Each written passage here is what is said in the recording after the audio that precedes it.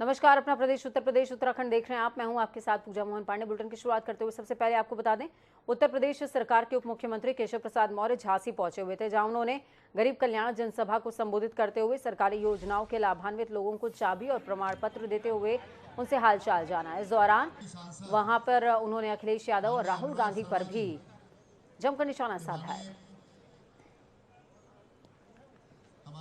और इस भीषण गर्मी में बेवजह परेशान करने का काम तो वर्तमान देश के प्रधानमंत्री माननीय श्री नरेंद्र मोदी जी जब गुजरात के मुख्यमंत्री थे तो उनको किया जाता था। वह भी ईडी के सामने हो चाहे सीबीआई के सामने हो पेश होते थे।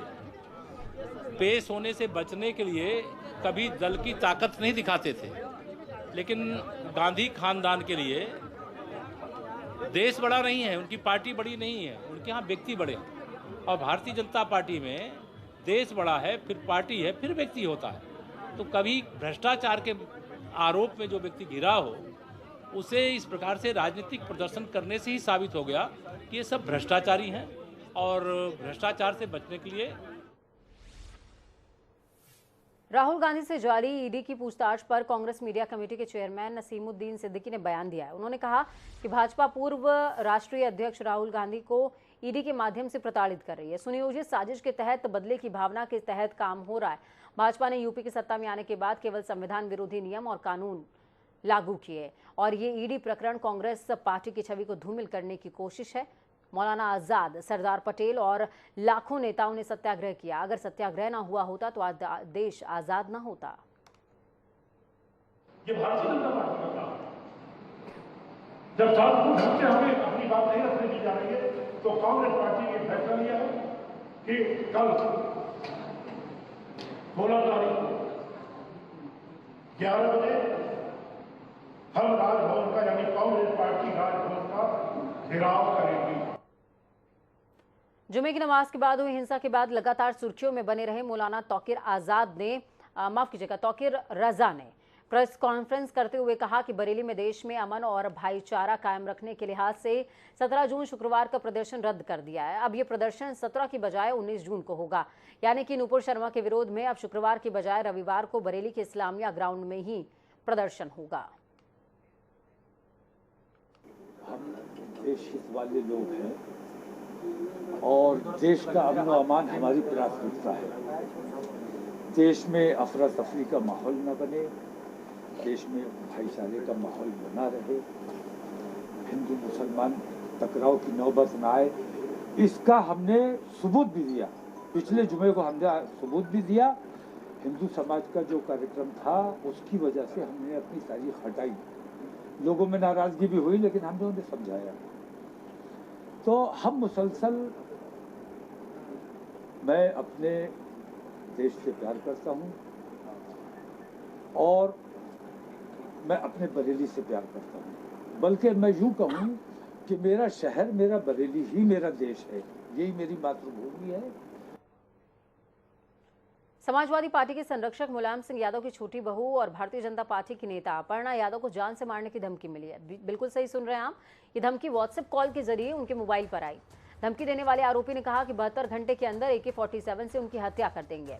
धमकी के बाद पूरा परिवार सदमे में। अपर्णा के PSO ने गौतमपल्ली थाने में इस संबंध में मोबाइल नंबर के आधार पर रिपोर्ट दर्ज करा दी है। आला अधिकारियों के निर्देश पर सर्विलांस समेत पुलिस की कई टीमें धमकी देने वाले की तलाश में लगी हुई हैं।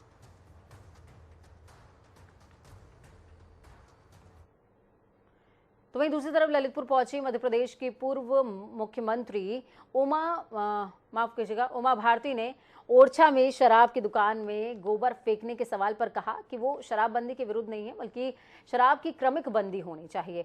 उमा भारती ने कहा कि वो चाहती हैं कि मंदिर, मस्जिद, चर्चा जिन जगहों पर हो रही है और जो ये तमाम देवस्थान है वहां पर शराब की दुकानें हटाई जानी चाहिए और साथ ही जिन जगहों पर शहर में सेंट्रलाइज्ड शराब की दुकानें हैं उनको शहर से बाहर किया जाना चाहिए। ओरछा में शराब की दुकान पर गोबर महज दुकान की शुद्धिकरण के लिए फेंका गया था। तो वहीं नूपुर शर्मा के बयान पर उमा भारती ने विपक्षियों को आड़े हाथों लेते हुए कहा कि नूपुर शर्मा ने जो कृत्य किया है उसके लिए भारतीय दंड संहिता में प्रावधान है, वो देखेगा, लेकिन नूपुर शर्मा की फोटो पर पांव से रौंदना, पुतले को फांसी देना, गर्दन काटना, ये भारतीय सभ्यता के विपरीत है। ये तो भारतीय दंड विधान संहिता पर निर्भर करेगा कि उनके कृत्य को किस एक्ट के अंतर्गत लेते हैं। लेकिन नूपुर के फोटो को पांव के नीचे रौंदना, उसके पुतले को फांसी देना, उसकी गर्दन काटना, ये भारतीय सभ्यता के विपरीत है। इसलिए जो नूपुर के साथ हुआ है कि उसके ऊपर एक FIR दर्ज है, तो सब लोगों पे FIR दर्ज है। इस कृत्य की जो मैंने बात कही थी कि हिंदू और मुसलमान मिल के निंदा करें, क्योंकि संसार की वो कोई सभ्यता नहीं जो स्त्री का अपमान करती है, कोई भी सभ्यता है। तो उत्तर प्रदेश के रामपुर में जैसे जैसे लोकसभा चुनाव करीब आते जा रहे हैं, वैसे वैसे नेताओं के बड़बोलेपन भी बढ़ रहे हैं। अगर बात करें हम रामपुर की, तो रामपुर में समाजवादी पार्टी के कद्दावर नेता मोहम्मद आजम खान ने कल एक जलसे के दौरान रामपुर के नवाबों के ऊपर एक बड़ा सवाल दागा था। समाजवादी पार्टी के कद्दावर नेता आजम खान के बयान से इत्तेफाक नहीं रखते। नवाब खानदान के शहजादे नवाब काजिम अली खां उर्फ नवेद मियां ने आजम खान के बयान पर पलटवार किया है और कहा कि आजम खान 2.5 साल जेल में रहे हैं, दिमाग से कमजोर हो गए और दिमाग को कोई बड़ा सदमा पहुंचा है, इसीलिए ऐसी बयानबाजी कर रहे हैं और बहुत जल्द पूरे परिवार के साथ जेल में दोबारा जाएंगे। आजम या उसकी बुढ़िया को ये नहीं मालूम कि उसके औलाद की असली डेट ऑफ बर्थ क्या है। अगर माँ बाप को ही नहीं मालूम कि औलाद की असली डेट ऑफ बर्थ क्या है, तो यकीनन उसमें कोई ना कोई घोटाला तो होगा।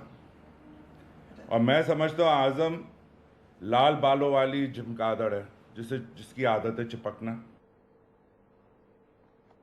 रामपुर में लोकसभा उपचुनाव को लेकर सपा और भाजपा में कांटे की टक्कर देखने को मिल रही है। इसी क्रम में उत्तर प्रदेश के रामपुर प्रभारी कैबिनेट मंत्री पंचायती राज भूपेंद्र सिंह चौधरी पहुंचे, जहां उन्होंने भाजपा प्रत्याशी घनश्याम लोधी के लिए प्रचार प्रसार किया। साथ ही कार्यकर्ताओं और जनता से अपील की है कि इस बार भाजपा को विजयी बनाएं।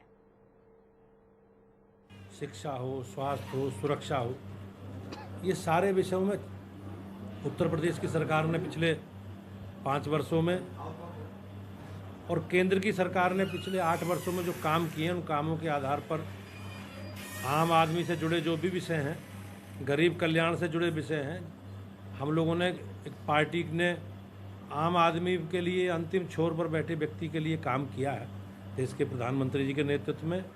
और इस जनता का, इस प्रदेश की, इस देश की महान जनता का, इस जिले की महान जनता का आशीर्वाद हमें मिलता रहा है। Indo American corporate chamber of commerce की ओर से पर्यावरण के प्रति सामाजिक जिम्मेदारी को लेकर आज राजधानी में परिचर्चा का आयोजन हुआ, जिसमें मुख्य अतिथि के तौर पर पर्यावरण मंत्री अरुण सक्सेना शामिल हुए। साथ ही भाजपा नेत्री अपर्णा बिष्ट भी शामिल हुई थी। इस कार्यक्रम का आयोजन IACC के UP desk president Mukesh Bahadur Singh ने किया था।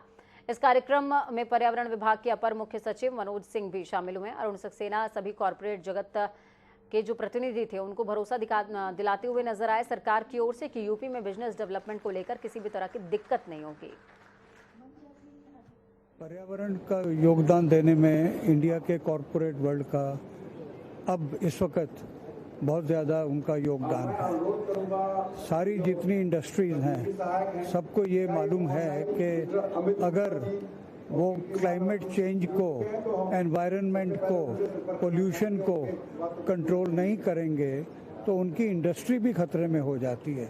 तो ये तो एक बड़ा बिजनेस डिसीजन है जो कि अपने सर्वाइवल के लिए, अपने बचने के लिए सारी कॉरपोरेट बॉडीज़ को लेना ही पड़ता है। पर एक और ऊंचा, इससे भी ऊंचा वो मुद्दा है कि भाई सोसाइटी को हम क्या वापस देते हैं।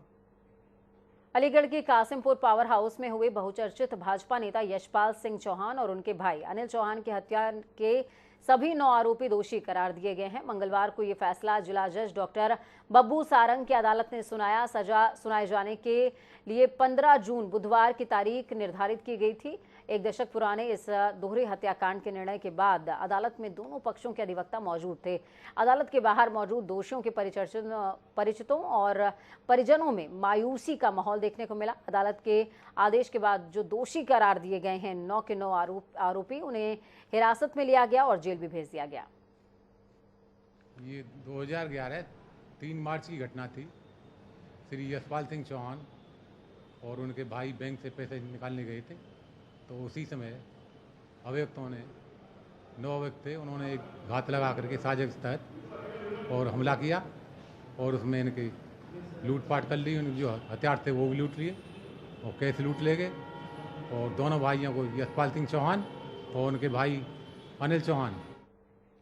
लोकसभा उपचुनाव में सपा प्रत्याशी के पक्ष में चुनावी माहौल बनाने के लिहाज से सपा के वरिष्ठ नेता रामगोपाल यादव आजमगढ़ पहुंचे हुए थे।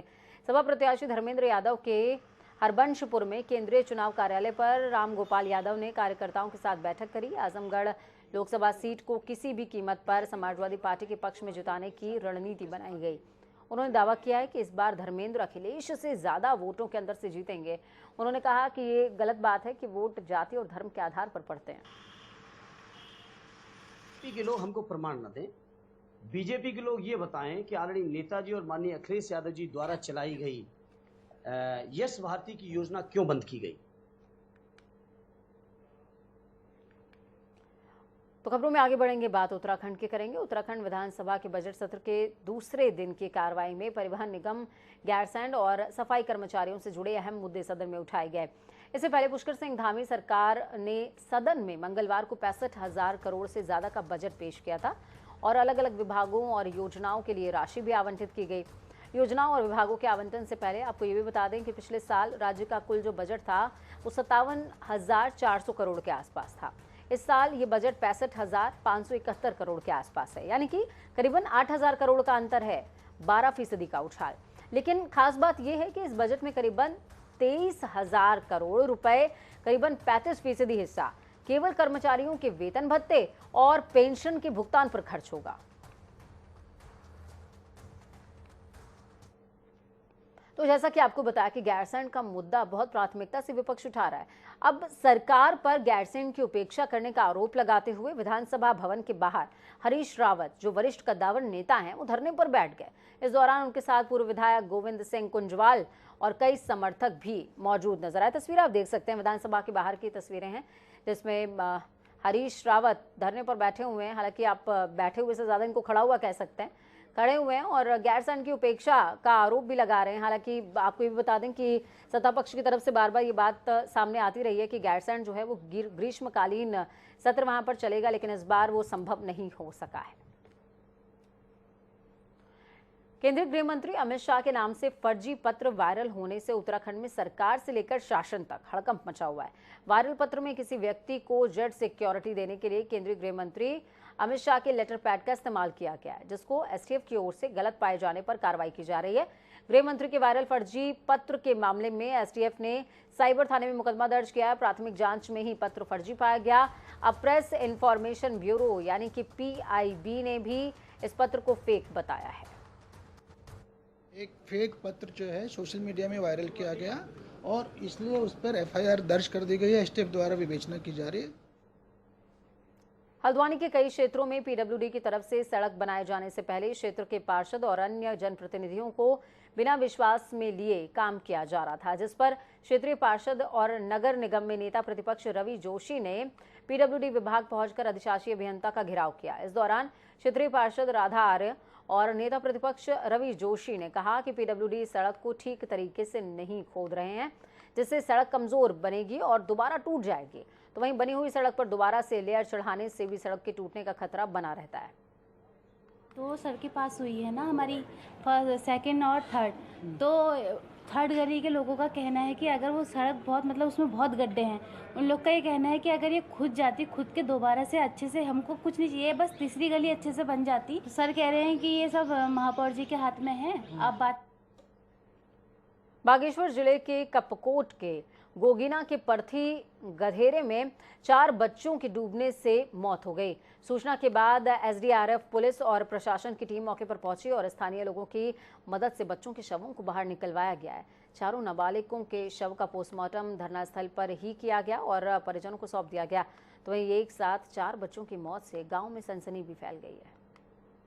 4 बच्चों की डूबने की सूचना हमें मिली थी। इस क्रम में हमने तत्काल अपनी एसडीआरएफ की टीम, पुलिस की टीम और तहसील प्रशासन की टीम हमने लगातार इसमें भेजी थी और गांव वालों की मदद से हमने इसमें 3 शव तो पहले ही इसमें निकल आए थे और एक चौथे शव को भी हमने इसमें बरामद कर लिया। काफ़ी दुखद और संवेदनापूर्ण घटना है और गाँव वालों से और बाकी सभी नदी किनारे रहने वालों से हम लोग पहले भी लगातार अपील करते आ रहे हैं। जो दूर दूर के इलाके हैं वहाँ पर फिर भी कुछ लोग जो है जिज्ञासावश या अनजान होकर के ऐसी जगह पे चले जाते हैं। और रामनगर में कोतवाली पुलिस ने एक महिला के घर में लाखों रुपए के जेवर और नकदी चोरी करने के मामले में एक युवती सहित 3 लोगों को गिरफ्तार कर लिया और कोर्ट में पेश करने की कार्रवाई भी की है। मामले में वरिष्ठ पुलिस अधीक्षक पंकज भट्ट की ओर से पुलिस टीम को 5,000 रुपए का इनाम देने की घोषणा हुई है। आरोपियों के कब्जे से पुलिस ने करीबन 250 ग्राम सोने के आभूषण के अलावा 80,000 रुपए की नकदी, 2,60,000 की ऑनलाइन की गई ठगी की रकम भी बरामद की है। महिला ने थाने पे तहरीर दी थी कि उसके यहाँ एक व्यक्ति किराए के लिए आया, उसके घर से जो है काफ़ी सामान चोरी कर लिया गया है। हमारे द्वारा अभियोग पंजीकृत कर विवेचना की गई तो ये जानकारी आई कि इसमें जो चोरी हुई थी, चोरी करने में 2 लोग संदिग्ध हैं, एक अन्य व्यक्ति जो माल बिकवाने में संदिग्ध, 3 लोगों को आज हमारे द्वारा गिरफ्तार किया गया है। इसमें जानकारी यह है कि कुल 250 ग्राम गोल्ड उसके घर से चोरी हुआ अलग अलग टाइम में, और उसके घर से 80,000 रुपये नगद चोरी हुए और 2,48,000 रुपये ऑनलाइन ट्रांजैक्शन किए गए हैं। सभी माल हमारे द्वारा 100% बरामदगी की गई है। 3 अभियुक्तों को हमारे द्वारा गिरफ्तार किया गया है, उनको जेल भेजा जा रहा है। वक्त यहाँ पर छोटे से ब्रेक का। ब्रेक के उस पार खबरों का सफर लगातार जारी रहेगा। बने रहिए जनता टीवी के साथ, क्योंकि हमें आपकी ताकत, हमारी ये कामना कि आपका आने वाला कल आज से बेहतरीन भी हो और सुरक्षित भी। नमस्कार।